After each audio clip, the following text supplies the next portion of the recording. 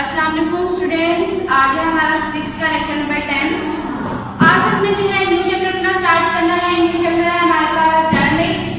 Dynamics हमारे पास क्या है, ये मैकेनिक्स की ब्रांच है जिसमें हम क्या करते हैं कि बॉडी की जो है मोशन को डिस्कस करते हैं और द कॉज ऑफ मोशन को डिस्कस करते हैं। ठीक है, ये हमारे पास क्या है डायनामिक्स। उसके बाद जो है इस चैप्टर में मैंने टॉपिक्स लिखे हैं कि कौन कौन से टॉपिक्स जो है हमने इस चैप्टर में डिस्कस करने हैं। फर्स्ट हमारे पास ये तो इसकी डेफिनेशन हो जाएगी। नेक्स्ट हमारे पास आर्टिकल कौन सा आएगा जिसमें हम डिस्कस करेंगे force, inertia and momentum, Newton's laws of motion.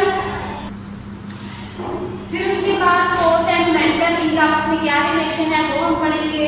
उसके बाद हमारे पास क्या है law of conservation of momentum, ये वाला टॉपिक पढ़ेंगे। फ्रिक्शन पढ़ेंगे, उसके बाद यूनिफॉर्म सर्कुलर मोशन पढ़ेंगे। ये सारे टॉपिक जो हमने इस चैप्टर में डिस्कस करने हैं। तो हम अपना चैप्टर स्टार्ट करते हैं। इसमें कौन कौन से शॉर्ट क्वेश्चंस हैं और कौन से लॉन्ग क्वेश्चंस हैं और डेफिनेशंस टॉपिक वाइज हम पढ़ेंगे। उसके बाद लॉन्ग क्वेश्चन और शॉर्ट क्वेश्चन को डिस्कस करते हैं।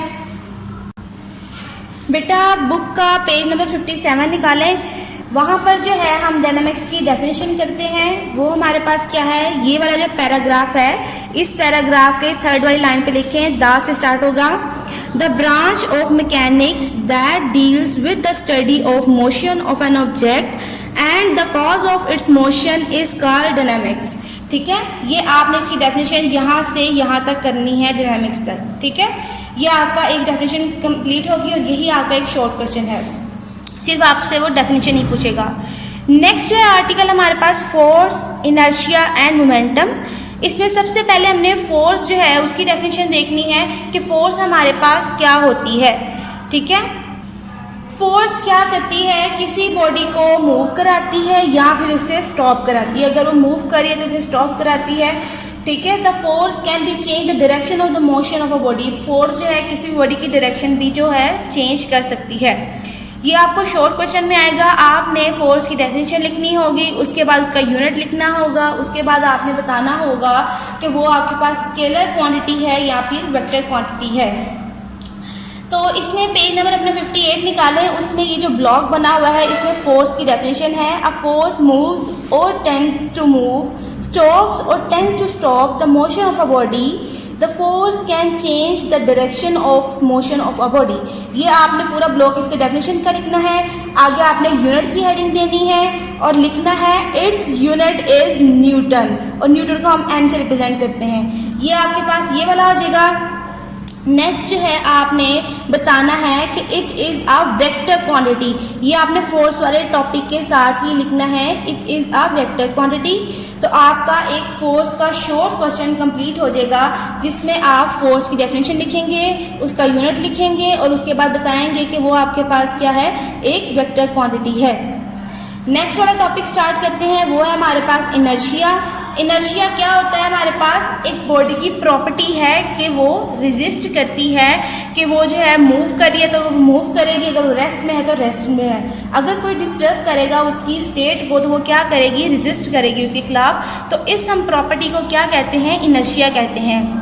इसकी एग्जांपल आप इस तरह से ले सकते हैं कि अगर आप एक कार या बस में मूव कर रहे हैं तो ट्रैवल करते करते क्या है, बस जो है वो अपनी डायरेक्शन चेंज करती है। कर्व्ड पाथ में अगर कोई आ गया है तो वहाँ पे वो मूव करती है, तो आप क्या करते हैं, टर्न लेते वक्त आप पीछे की तरफ या बाहर की तरफ जो है आप गिरते हैं।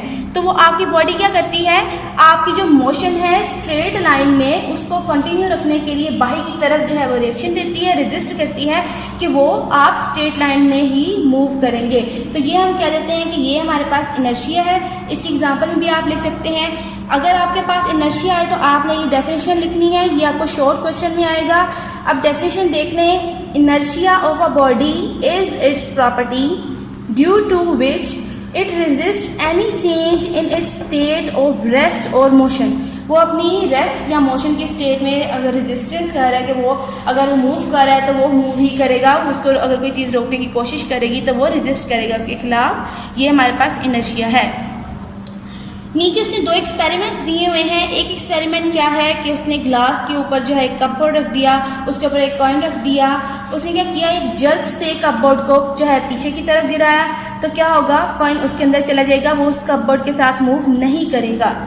ठीक है। एक ये एग्जांपल दी हुई है एक्टिविटी जो है, एक ये है कि उसने काफ़ी सारे कॉइन्स ले लिया, उसके नीचे पेपर रख दिया और उसमें उसने क्या किया कि एक जग से पेपर हटाया, कॉइन्स अपनी जो है वो पोजीशन पे ही रहे, वो मूव नहीं किए, सिर्फ पेपर जो है जग से बाहर निकला। तो ये भी उसने इनर्शिया की जो है एग्जांपल दी हुई है। ये सारा एक एक्सपेरिमेंट है, इसको पढ़ लीजिए, ये हमने करना नहीं है, वैसे मैंने आपको बताया है कि किस तरह से उसने जो है वो तो आपको एक्सपेरिमेंट करके बताया हुए हैं। नेक्स्ट आपने जो करना है वो है मोमेंटम वाला टॉपिक, ठीक है। मोमेंटम क्या होता है आपके पास? Momentum of a body is the quantity of a motion it possess due to its mass and velocity. तो किस वजह से होती है उस बॉडी की? मास एंड वेलोसिटी की वजह से जितनी उसकी क्वांटिटी ऑफ मोशन है उसको हम कहेंगे कि वो उसका क्या है? मोमेंटम है। आप ये वाली डेफिनेशन भी लिख सकते हैं, momentum of a body is the quantity of motion it possess due to its mass and velocity. ये वाला भी आप कर सकते हैं, या फिर आप इसकी डेफिनेशन में ये भी लिख सकते हैं कि product of mass and velocity is called momentum. ये आपके पास सिंपल डेफिनेशन है, product of mass and velocity is called momentum. सबसे पहले डेफिनेशन आ गई, उसके बाद आपने जो ये वाला लिखना है यहाँ से, द मोमेंटम P, इसको किससे रिप्रेजेंट करते हैं? P से, of a body is given by the product of its mass and velocity, दस T इक्वल्स टू mv। यहाँ तक ये आपका खत्म हो गया। आपने इसको ब्लॉक जो है मार्कर के साथ इसको ब्लॉक बना दें इसके। उसके बाद क्या है, नीचे आप लिखेंगे कि momentum is a vector quantity. उसके बाद जो है अगली लाइन में लिखेंगे यूनिट की हेडिंग देके, its system international unit is kilogram metre per second. ये आपका एक और शॉर्ट क्वेश्चन कंप्लीट हो गया। ये शॉर्ट क्वेश्चन में ही आता है फोर्स की डेफिनेशन, डायनामिक्स की डेफिनेशन, इनर्शिया की डेफिनेशन और मोमेंटम वाली, ठीक है। अब नेक्स्ट जो है आपका लॉन्ग क्वेश्चन स्टार्ट हो जाता है। लॉन्ग क्वेश्चन क्या है?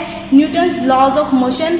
हमने क्या कहा है, न्यूटन ने 3 लॉज ऑफ मोशन दिए थे, जिसको हम जो जानते हैं फर्स्ट लॉ ऑफ मोशन के नाम से, सेकंड लॉ ऑफ मोशन के नाम से और थर्ड लॉ ऑफ मोशन के नाम से, ठीक है। अब हमने स्टार्ट करना है अपना Newton's first law of motion. तो किसी भी टॉपिक की सबसे पहले हम डेफिनेशन देते हैं। तो डेफिनेशन में हमारे पास क्या है?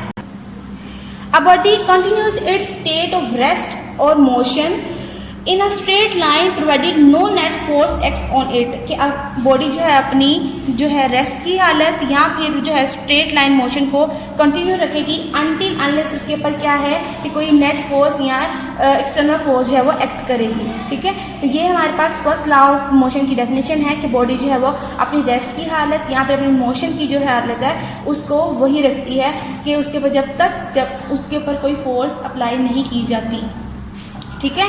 तो यहाँ से ये डेफिनेशन क्या है आपके पास? A body continues its state of rest or of uniform motion in a straight line provided no net force acts on it.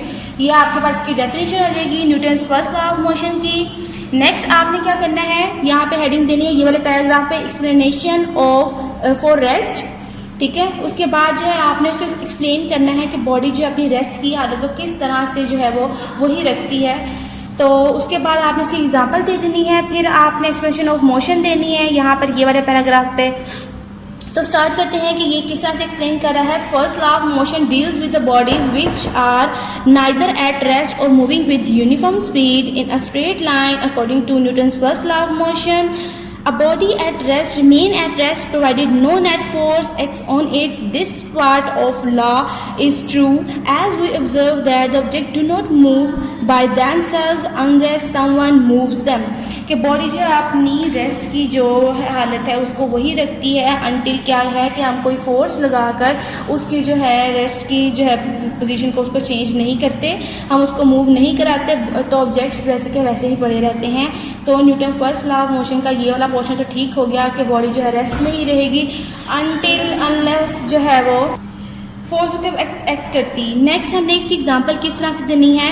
अब बुक यहाँ से आप फॉर एग्जांपल वाले के ऊपर हेडिंग दें एग्जांपल की, नीचे आप एग्जांपल लिखेंगे for example a book laying on a table remain at rest as long as no net force acts on it.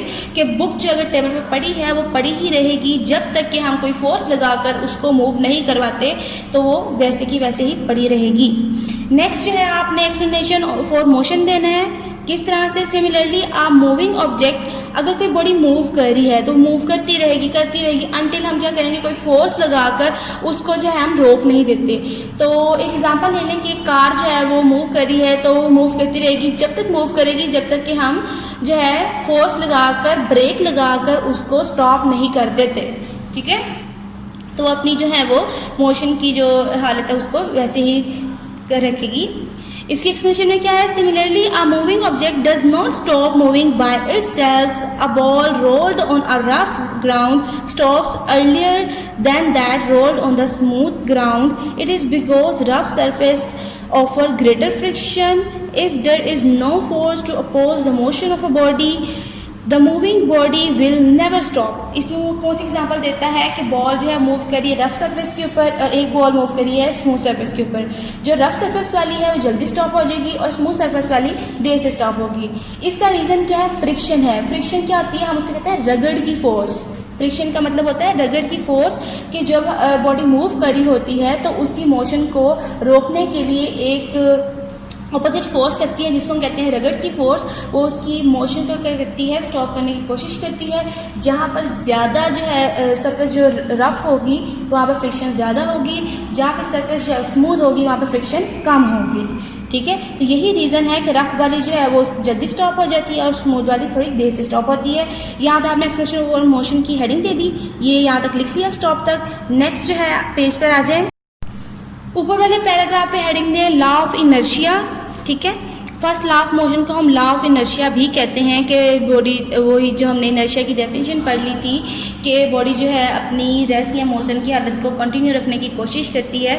तो हमने फर्स्ट लॉ ऑफ मोशन को लॉ ऑफ इनर्शिया भी कहते हैं। क्यों कहते हैं देख लेते हैं। Since Newton's first law of motion deals with the inertial property of the matter, therefore Newton first law of motion is also known as the law of inertia। कि वो inertial property से मैटर की जो है deal की जाती है, तो हम क्या कहते हैं कि फर्स्ट लॉ ऑफ मोशन को लॉ ऑफ इनर्शिया भी कहते हैं। इसकी एग्जांपल क्या है हमारे पास, वी हैव, वही वाली एग्जांपल जो मैंने आपको इनर्शिया में दी थी, आप यही वाली एग्जांपल इनर्शिया में भी दे सकते हैं और ये वाली एग्जांपल आप यहाँ पे भी देंगे लॉ ऑफ इनर्शिया में। We have observed that the passengers standing in a bus fall forward when its driver applies brakes suddenly. It is because the upper part of their bodies tend to continue their motion while lower part of their body in contact with the bus stop with it, hence they fall forward। तो क्या करते हैं, अगर कोई passenger खड़ा हुआ है तो ड्राइवर ने ब्रेक लगाई तो वो आगे की तरफ झुकते हैं, तो उनका जो ऊपर वाला पोर्शन है वो जो है वो रेजिस्ट करता है कि वो अपनी जो स्ट्रेट लाइन मोशन को कंटिन्यू रखेंगे। तो इसलिए हम क्या कहते हैं कि वहाँ पे उन्होंने रिएक्शन दिया था। इसलिए फर्स्ट लॉ ऑफ इनर्शिया हमारे पास बेसिकली ये होता है कि हम रिएक्शन देते हैं कि कोई हमारी जो है पोजीशन को चेंज ना करे। हम रेस्ट की स्टेट में हैं तो हमारी स्टेट को चेंज ना किया जाए, अगर हम मोशन की स्टेट में हैं तो हमारी मोशन की स्टेट को भी चेंज ना किया जाए। ये आपका जो फर्स्ट लॉ ऑफ मोशन जो है कंप्लीट हो गया। ये आपको लॉन्ग क्वेश्चन आएगा और ये आप अपनी कॉपीज़ पर भी लिखना होगा। नेक्स्ट है हमारे पास Newton second law of motion, ठीक है। Newton second law of motion की डेफिनेशन कर लेते हैं। डेरिवेशन जो है मैं आपको बोर्ड पे कराती हूँ। When a net force acts on a body, it produces acceleration in the body in the direction of the force। जब कोई बॉडी जो है हम उसके ऊपर फोर्स अप्लाई कर दें तो वो क्या होता है, फोर्स की वजह से उसमें एक्सेलरेशन प्रोड्यूस हो जाता है। अब जो है वो क्या करता है, लेकिन ये एक्सेलरेशन किसकी डायरेक्शन में प्रोड्यूस होगा, फोर्स की डायरेक्शन में। अब देखें हमने क्या किया, फोर्स लगाई तो उसमें एक्सेलरेशन किस तरह से प्रोड्यूस हुआ। फोर्स लगाने से बॉडी ने, ऑब्जेक्ट ने डिस्टेंस कवर किया, डिस्प्लेसमेंट कवर करने से क्या होगा उसका कि उसमें वेलोसिटी प्रोड्यूस होगी। वेलोसिटी होगी तो क्या होगा, एक्सेलरेशन होगा। ये हम टर्म्स पिछले वाले चैप्टर में पढ़ के आए हैं, डिस्प्लेसमेंट फिर वेलोसिटी फिर एक्सेलरेशन की। तो इस तरह बॉडी में एक्सेलरेशन प्रोड्यूस हो गया। अब वो क्या कहता है, the magnitude of this acceleration is directly proportional to the net force acting on the body and inversely proportional to its mass. अब जो है यहाँ पर कि इसकी मैग्नीट्यूड किसके है, डायरेक्टली प्रोपोर्शनल है फोर्स के and inversely proportional to its mass. और ये किसके इनवर्सली प्रोपोर्शनल है, उसके बॉडी के मास के। अब नेट फोर्स हमारे पास क्या होती है, पीछे पेज नंबर 59 निकाल, यहाँ पर नेट फोर्स की डेफिनेशन लिखी हुई है। Net force is the resultant of all the forces acting on a body. कि एक बॉडी पर जितनी भी डायरेक्शन से फोर्स लग रही है उस सब का सम जो है वो हमारे पास क्या होता है, नेट फोर्स होता है, उसको हम नेट फोर्स कहते हैं। Newton second law of motion में वो क्या कहता है कि एक्सेलरेशन ऑफ द बॉडी जो है वो डायरेक्टली प्रोपोर्शनल है किसके, फोर्स के। तो हम डायरेक्टली के लिए ये वाला साइन यूज़ करते हैं इस तरह का, और उसके बाद जो किसके प्रोपोर्शनल है, फोर्स के, तो हमने फोर्स लगा दिया। नेक्स्ट वो क्या कहता है स्टेटमेंट में कि ये जो एक्सेलरेशन है इन्वर्सली प्रोपोर्शनल है मास के। तो इन्वर्सली के लिए हम क्या यूज़ करते हैं, 1/, की फॉर्म में लिखते हैं। अगर कोई भी जो है हमारे पास यूनिट जो है वो इन्वर्सली में लिखना हो तो हमने उसको 1/, की फॉर्म में लिखते हैं। ए डायरेक्टली इन्वर्सली प्रोपोर्शनल है 1/m के। अब हमने क्या करना है, ऊपर वाली और नीचे वाली इन दोनों को हम एक ही साइन में लिख देते हैं कि ए जो है वो डायरेक्टली प्रोपोर्शनल है f के, और जो है इन्वर्सली प्रोपोर्शनल है m के। तो इस तरह इसको हमने नीचे डिवाइड में लिख दिया, इन्वर्सली वाले को हमेशा डिवाइड में लिखते हैं। उसके बाद हमने क्या करना है, m उधर जाके मल्टीप्लाई कर जाएगा, तो f जो है वो डायरेक्टली प्रोपोर्शनल है am के। आपने ये जो है इस बात की टेंशन नहीं लेनी कि वो हम उधर लेके जा रहे हैं तो हमने उसको पहले लिखना था। इसका मतलब यही है कि फोर्स जो है वो डायरेक्टली प्रोपोर्शनल है a और m के। तो हम क्या करेंगे, प्रोपोर्शनैलिटी का साइन हटाकर हमेशा हम जो है वो कोई कांस्टेंट लगाते हैं। तो ये वाला साइन जो है प्रोपोर्शनैलिटी का साइन जिसको हम कहते हैं, इसको हटा के हमने कांस्टेंट लगा दिया k, f = k m a आ जाएगा हमारे पास। नेक्स्ट हमने क्या करना है कि k की वैल्यू 1 है तो हमारे पास f = m में आ जाएगा, और यही हमारे पास सेकेंड लॉ ऑफ मोशन है, f = m a। ये हमारे पास सेकेंड लॉ ऑफ मोशन है, ये आपके न्यूमेरिकल्स में भी यूज़ होगा, आपने इसकी अच्छे से प्रैक्टिस करनी है। उसके बाद बुक पे आ जाएं, ये यहाँ से यहाँ तक आपकी डेरिवेशन होगी। ये जो इंग्लिश की लाइंस लिखी हुई हैं ये भी आपने साथ लाजमी लिखनी है कि किसको फोर्स कहते हैं, किसको हम मैस को किससे रिप्रेजेंट करते हैं, ये सारा आपने साथ लिखना है। यहाँ तक आपने लिख लिया। उसके बाद जो है हमारे पास फोर्स का यूनिट क्या होता है, न्यूटन। आगे न्यूटन की डेफिनेशन है। जब आपको Newton second law of motion आएगा आपने सारा लिखने के बाद यहाँ तक आपने न्यूटन तक लिखना है, ठीक है। और यहाँ पर जो न्यूटन की डेफिनेशन है आपको सिर्फ न्यूटन की डेफिनेशन शॉर्ट में भी आ जाती है आपको, ठीक है। तो वो हमारे पास क्या है, 1 newton is the force that produce 1 metre per second acceleration in a body of mass 1 kg। अगर एक बॉडी का मास 1 kg होगा तो वो उसके अंदर 1 मीटर/सेकेंड का एक्सेलरेशन प्रोड्यूस करेगा। हमारे पास वो क्या है, 1 न्यूटन फोर्स होगी। अब उसके बाद ये आपने डेफिनेशन यहाँ तक कर ली। उसके बाद क्या है, मास का यूनिट क्या होता है, केजी होता है। मास का यूनिट हमने केजी लगा दिया। एक्सेलरेशन का यूनिट क्या होता है, मीटर/सेकेंड होता है, वो लगा दिया हमने। अगर हम 1 न्यूटन को देखना चाहें तो 1 न्यूटन किसके इक्वल आएगा, 1 kg/मीटर/सेकेंड। 1 kg मीटर/सेकेंड। ये हमारे पास 1 न्यूटन का आ जाएगा। अगर आपको शॉर्ट में न्यूटन की डेफिनेशन आए आपने यहाँ से यहाँ तक करनी होगी, ठीक है। ये आपका शॉर्ट भी मैंने आपको बता दिया और लॉन्ग भी बता दिया। नेक्स्ट आ जाए Newton third law of motion पे। Newton third law of motion से पहले जो है आपका पेज नंबर 62 पे एक टॉपिक आता है मास एंड वेट। तो ये आपको एक शॉर्ट क्वेश्चन आता होता है जिसमें आपने डिफरेंस बताना होता है मास और वेट का। मास और वेट में हमारे पास क्या डिफरेंस है। बेसिकली जो हम चीज़ें बाजार से खरीदते हैं कि 1 kg शुगर अगर हम लेते हैं तो वो हमारे पास क्या होता है, बॉडी का मास होता है, उसका वेट नहीं होता, ठीक है। अब हमने डिफरेंस पढ़ लेते हैं। अब हमारे पास सबसे पहले मास की डेफिनेशन लिखनी पड़ेगी। मास की डेफिनेशन हमारे पास क्या है, mass of a body is the quantity of matter possessed by the body, कि उसके अंदर कितनी क्वांटिटी है मैटर की, वो हमारे पास क्या है, उसका मास है। उसके बाद mass is a scalar quantity, mass एक स्केलर क्वांटिटी है। आगे आ जाए वेट की डेफिनेशन एक दफ़ा देख लें। The weight of the body is equal to the force with which earth attract it. मतलब कि हमारे पास वेट क्या होता है, वो फोर्स है जिससे जो है अर्थ जो अट्रैक्ट करती है बॉडी को, ये हमारे पास क्या है, उसका वेट है। उसके बाद ये हमारे पास एक वेक्टर क्वांटिटी है और ये फोर्स उसके इक्वल हो जाती है जिससे वो जो अर्थ जो है वो अट्रैक्ट करती है बॉडी को। वेट हमारे पास फोर्स होती है, मास हमारे पास क्वांटिटी ऑफ मैटर होता है। उसके बाद हमारे पास क्या है, मास में कि किसको हम मेजर करते हैं, it is measured by physical balance. Mass को हम मेजर करते हैं फिजिकल बैलेंस से। और उसके बाद जो है इट रिमेन्स सेम एवरीवेयर, मतलब कि ये मास हमारी जो बॉडी का जो मास है वो हर जगह सेम रहता है, लेकिन वेट जो है वो चेंज होता रहता है। कहीं जो ग्रेविटी कम होती है, कहीं ग्रेविटी ज़्यादा होती है, तो उसके हिसाब से जो है वो उसका वेट चेंज होता रहता है, लेकिन जो है उसका मास सेम रहता है। उसके बाद मास का यूनिट हमारे पास किलोग्राम है। उसके बाद ये हमारे पास एक बेस क्वांटिटी है, डिराइव्ड क्वांटिटी नहीं है, ये हमारे पास बेस क्वांटिटी है। उसके बाद हम इसको किससे कैलकुलेट कर सकते हैं, ये वाले फॉर्मूला से, F = ma वाले फॉर्मूला से। ये हमारे पास मैथ्स का पूरा टॉपिक कंप्लीट हो गया। डेफिनेशन लिखें, स्केलर क्वांटिटी है, वेक्टर क्वांटिटी है, किससे मेजर करते हैं, उसके बाद कैसा वो चेंज होता है नहीं होता वो वाला पॉइंट, उसके बाद इसका यूनिट क्या है, ये बेस क्वांटिटी है, उसके बाद हम इसको किस तरह से कैलकुलेट करते हैं। ये पूरा मैथ्स का टॉपिक आ गया। अगर सिंपल मैथ्स का टॉपिक आए तब भी आपने ये सारा कुछ लिखना होगा। उसके बाद वेट वाले टॉपिक पे आ जाए। सबसे पहले इसकी डेफिनेशन क्या है कि वो वाली फोर्स की इक्वल है कि वो अर्थ जो है वो अट्रैक्ट करती है, वो ग्रेविटी वाला। उसके बाद हमारे पास क्या है, ये एक वेक्टर क्वांटिटी है and is towards the centre of the earth, और ये इसकी डायरेक्शन किस तरफ होती है, सेंटर ऑफ द अर्थ की तरफ होती है, क्योंकि ग्रेविटी से ओरिजिनेट है इसलिए उसकी कहाँ पर होगा, toward the centre of the earth. उसके बाद क्या है, it is measured bye spring balance. उसको हम किससे मेजर करते थे, फिजिकल बैलेंस से। इसको मेजर करते हैं स्प्रिंग बैलेंस से। और ये हमारे पास क्या है, it does not remain same at all places and varies with the value of जी।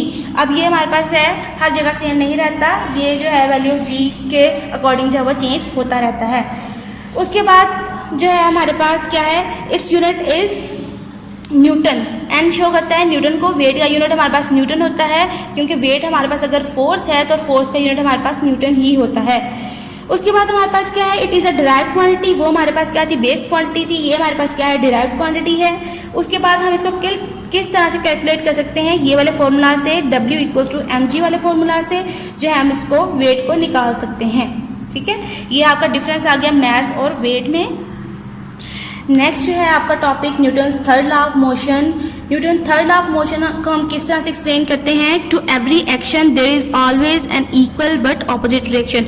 कि हमारे पास अगर हम एक्शन करते हैं तो उसके बदले हमें रिएक्शन भी मिलता है, और वो क्या होता है, जितना हम एक्शन करते हैं, जितनी हम एक्शन के लिए फोर्स लगाते हैं, उतनी हमारे पास रिएक्शन की फोर्स होती है। ये है हमारे पास थर्ड लॉ ऑफ मोशन के एक्शन के बदले रिएक्शन होता है हमेशा ही। इसकी एग्जांपल आप डेली लाइफ में ले लें। अगर आप बॉल को दीवार पे मारते हैं तो वो बॉल आपके पास वापस क्यों आ जाती है, आप फोर्स लगाकर बॉल को दीवार पे मारते हैं और दीवार क्या करती है, रिएक्शन देती है, और आप बॉल जो है वो वापस आप तक पहुंच जाती है। तो ये हमारे पास क्या है, रिएक्शन की वजह से आता है, रिएक्टिव फोर्स की वजह से।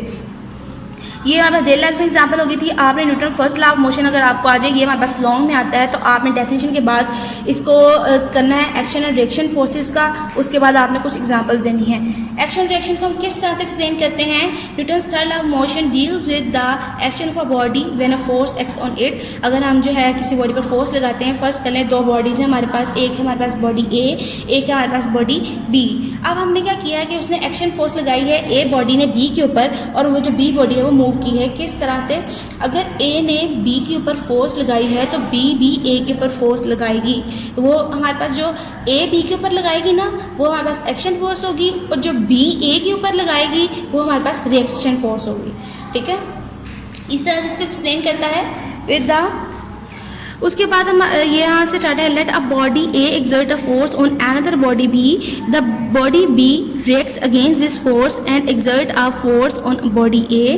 The force exerted by body A on B is the action force. A की B के ऊपर एक्शन फोर्स होगी और B की A के ऊपर रिएक्शन फोर्स होगी। whereas the force exerted by the body B on A is called the reaction force. ये एक्शन और रिएक्शन फोर्सेस का आपने लिख दिया। उसके बाद एग्जांपल देनी है आपने। पहले एग्जांपल आपके पास क्या है कि एक जो है बुक टेबल के ऊपर पड़ी हुई है, तो वो क्या है, बुक का जो वेट है वो डाउनवर्ड डायरेक्शन में लग रहा है, इस तरह से उसको डाउनवर्ड डायरेक्शन में लग रहा है, तो ये हमारे पास एक्शन की फोर्स होगी। और जो टेबल है उसके ऊपर फोर्स लगा रहा है, जो उसको ऊपर उठाए हुए है, वो क्या है, उसकी रिएक्शन की फोर्स है, जिसके नतीजे में क्या होता है कि बुक जो है टेबल के ऊपर वो वैसे ही पड़ी रहती है। उसके बाद हमारे पास क्या है, एग्जाम्पल में देख लें, consider a book laying on a table, the weight of the book is acting on the table in the downward direction, this is the action. The reaction of the table acts on the book in the upward direction. कि reaction table किस में दे रहा है, upward direction में दे रहा है। हमेशा reaction और जो है एक्शन और रिएक्शन की फोर्सेस इक्वल होती हैं, और अगर लेकिन ऑपोजिट डायरेक्शन में होती हैं। अगर एक नीचे की तरफ लग रही है तो एक ऊपर की तरफ लगेगी, लेकिन क्या है कि ये ऑपोजिट डायरेक्शन में है लेकिन इक्वल है, तो क्या होगा कि ये दोनों फोर्सेस एक दूसरे को कैंसिल कर देंगी और हमारे पास नेट रिजल्ट जो आएगा वो जीरो आएगा। ये देखें, इसी वाले एग्जांपल में, बुक वाले एग्जांपल में देख लें, अगर ये हमारे पास 4 न्यूटन है तो ये भी हमारे पास 4 न्यूटन है, लेकिन ऑपोजिट डायरेक्शन में है तो ये -4 न्यूटन हम कह देंगे। +4 न्यूटन -4 न्यूटन कैंसिल कर देगा, तो हमारे पास नेट रिजल्ट क्या आएगा, 0, और जो बुक है वो क्या होगी, रेस्ट में ही रहेगी। ये इस तरह से। उसके बाद जो है आपके पास दूसरी एग्जांपल है बैलून की देता है कि अगर आप उसको फ्री करते हैं, उसमें से एयर निकालते हैं, तो वो क्या करता है कि जो इस तरह से एयर बाहर की तरफ निकल रही है, बैलून क्या कर रहा है, एक्शन लगा रहा है, उसको एयर को बाहर की तरफ भेज रहा है। अब जो एयर बाहर की तरफ आ रही है वो उसके ऊपर रिएक्शन लगा रही है, तो वो जो रिएक्शन से क्या होता है कि रिएक्शन की फोर्स से बैलून फॉरवर्ड मूव करना शुरू हो जाता है, आगे की तरफ मूव कर देता है। तो ये हमारे पास क्या है, एक्शन और रिएक्शन की एक एग्जाम्पल है। Take an air filled balloon. When the balloon is set free, the air inside it rushes out and the balloon moves forward. In this example, the action is by the balloon that pushes the air out of it when set free. उसको बाहर की तरफ निकलता है. The reaction of the air which escape, जो हवा बाहर की तरफ निकलती है वो क्या करती है, acts on the balloon. It is due to this reaction of the escaping air that moves the balloon forward. अब जो रिएक्शन की फोर्स है वो क्या करती है कि आगे की तरफ फॉरवर्ड जो है मूव करवाती है. थर्ड एग्जांपल किसकी है, रॉकेट की है. वो भी जो बैलून वाले फिनोमेना पे ही काम करता है, उसी प्रिंसिपल पे काम करता है. किस तरह से कि यहाँ से जो गैसेज हैं वो बाहर की तरफ निकलती हैं, ठीक है. फ्यूल की वजह से फ्यूल जब बर्न किया जाता है गैसेज बाहर की तरफ निकलती हैं, एक्शन लगाती हैं. जो गैसेज बाहर की तरफ निकलती हैं वो रॉकेट पर क्या करती हैं कि फोर्स लगाती हैं और उसको फॉरवर्ड मूव कराती हैं. रिएक्शन की फोर्स देती हैं तो वो फॉरवर्ड मूव करता है. उसके बाद क्या है, a rocket such move in the same principle. When its fuel burns, hot gases escape out from its tail with a very high speed. The reaction of these gases on the rocket causes it to move opposite direction to the gases rushing out of its tail. वो क्या करती हैं, उसको आगे की तरफ move कराना शुरू कर देती हैं वो गैसेज. ये हमारे पास जो हैं 3 लॉज ऑफ मोशन हो गए. आपका होमवर्क क्या है कि आपने अपनी नीट कॉपीज़ पर Newton first law of motion, Newton second law of motion और Newton third law of motion लिखना है. और इस सारे काम को जो भी मैंने आपको टॉपिक सर्च कराए हैं ये आपने अच्छे तरीके से इनको याद करना है. शॉर्ट क्वेश्चन भी मैंने आपको बता दिए, लॉन्ग भी बता दिए. अब आपने इनको अच्छे तरीके से शॉर्ट और लॉन्ग के हिसाब से प्रिपेयर करना है. Okay, stay blessed. Allah.